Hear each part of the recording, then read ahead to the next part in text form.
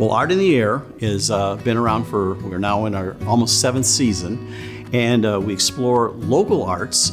We are divided into 2 feature segments, usually for each show, which are about 23 minutes each, and we interview with the feature segments local, regional, and plus national and international artists. We also have a 7-minute spotlight segment. Spotlight segment focuses on mostly local arts events, gallery openings. That runs as a separate segment on Lakeshore on Wednesdays, and then it's included in the show, where the whole show is just under an hour.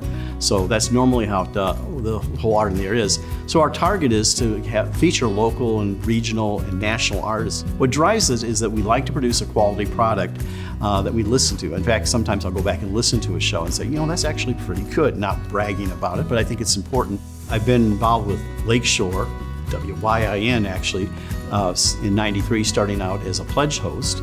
Way back then, and doing live pledge, and then eventually I think they said, let's drag this guy onto the board, and so over the years I've been doing various types of things and pledging that. And of course then I won't say I was instrumental, but I was very strongly supportive of us also doing radio, which I thought was a very important part of our mission.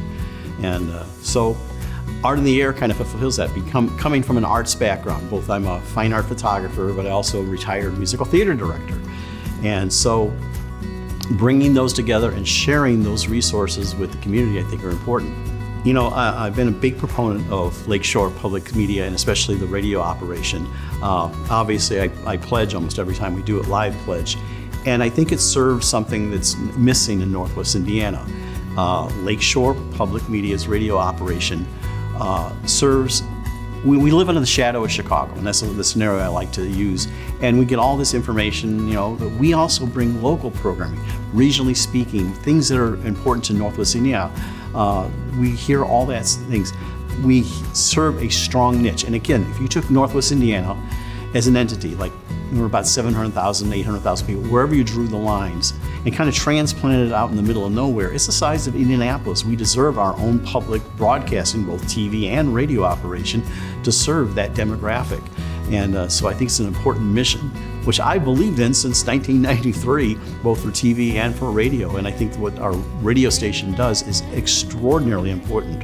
And of course, I always encourage people. In fact, in my pocket, I usually am carrying a thing about Lakeshore with a little scan code on it. Say, here, they don't know about it. Many times people say, oh yeah, I listen to NPR all the time, but they're not listening to us. I make sure, hey, tune in 89.1, stream us, look at the app, and convert them that way. And of course, we always need the support to make that operation going. And so I speak Lakeshore to everyone all the time.